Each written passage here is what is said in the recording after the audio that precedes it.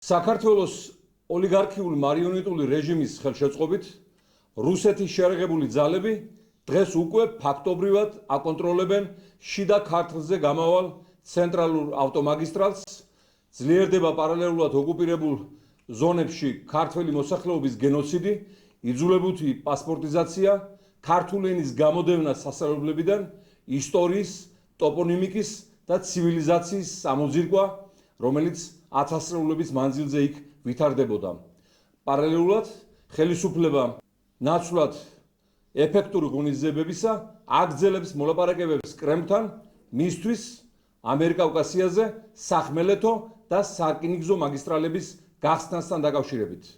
დღეს ჩვენ მივმართებთ ჰამბურგში მიმდინარე დიდი ოცეულის წევრ სახელმწიფოთა და მთავრობათა მეთაურებს გადააქციონ საქართველოს ტრაგედია ამ უდიდესი პოლიტიკური ფორუმის განხილვის მთავარ საკითხად, სადაც ასევე მონაწილეობს ჩვენი ქვეყნის მთავარი ოკუპანტი ვლადიმერ პუტინი და მოსთხოვონ მას გაიყვანოს დაუყოვნებლივ საქართველოსთან შეერაღებული ძალები, დაიწყოს ქვეყნის დეოკუპაცია და აღიაროს გაეროს მიერ მიჩნეული და ცნობილი საქართველოს ტერიტორიული მთლიანობა და საზღვრების ურღვეობა.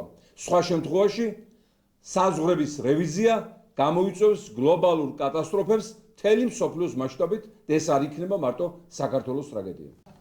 საქართველოს ხელისუფლება რომ კრემლის ფილიალია, ამაზე მე მგონი არავინ არაფერს აღარ ეჭვობს და ეს განცხადებებით სავსებით ბუნებრივად ზის კრემლთან მიღწეული ფარული მოლაპარაკების ჩარჩოში, რომ თქვენ გააგრძელეთ ოკუპაცია, შემოღობა, ანექსია, ჩვენ ვიქნებით ჩუმად.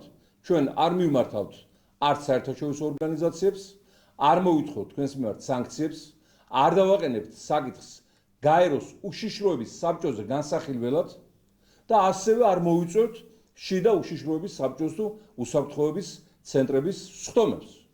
ეს მთლიანად ჯდება იმ მოღალატეობრივ პოლიტიკაში, რომელიც ხორციელდება რუსი ოლიგარქის ივანიშვილის ხელისუფლებაში მოსვლის პირველივე წუთებიდან და წამებიდან. შესაბამისად, აუცილებლად მთელი ხელისუფლება მოღალატეობრივი კაპიტულანტური კურსის გამო, რაც გამოიხატა საქართველოს ტერიტორიების ანექსიაში და მასში თანამონაწილეობაში, დაჯდება აუცილებლად საბრალდებო სკამზე და ეს დრო ნამდვილად არ არის შორს.